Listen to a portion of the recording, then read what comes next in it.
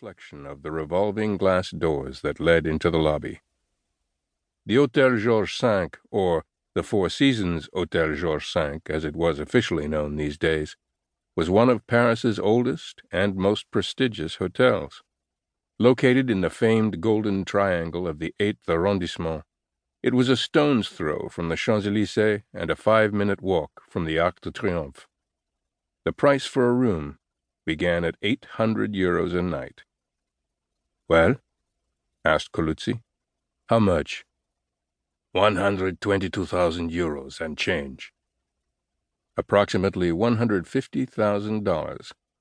Coluzzi still valued his take in American currency. "The prince never travels with less than €1,000,000 in cash," the American had informed him when he offered Coluzzi the job. "He likes to drop a few $100,000 shopping while he's in town.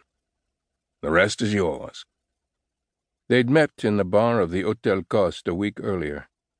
The American was a sallow, fatigued-looking man with dark eyes and a nervous smile, out of place in the swank lounge. His French was nearly fluent but uneven, and he apologized incessantly for being rusty. The target was Prince Abdul Aziz bin Saud, a 50-year-old Saudi Arabian playboy who traveled the world with his wives and kids as cover for his philandering. He never went anywhere without at least 5 bodyguards, and he moved around the city in convoys of black BMW sedans. Coluzzi was to hijack the convoy as the prince drove to Orly Airport in the southern outskirts of Paris. "And for you?" Coluzzi had asked. "How much?" "None." "None? It's not the money I'm interested in." The American had never said where he'd gotten Coluzzi's name, or, for that matter, his phone number. Coluzzi had needed one look to know he came from the shadows. All the better. He didn't trust an honest man. A bodyguard emerged from the hotel, then another, and Coluzzi's heart picked up a beat. A moment later, both retreated inside. False alarm. "Where the hell is he?" "Hold your horses. The family's all here. Just another minute."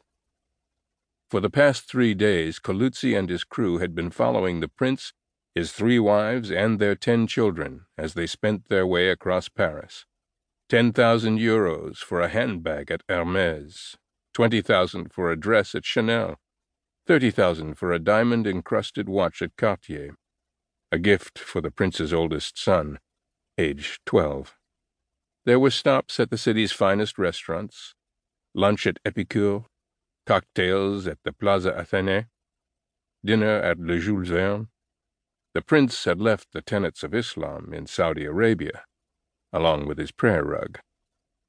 And now the hotel bill totaling €122,000, which left approximately $600,000 for the taking. "They're headed your way," said his contact. Coluzzi came to attention. In the window's reflection he watched as bellmen streamed from the lobby, ferrying mountains of luggage to the automobiles. The bodyguards returned.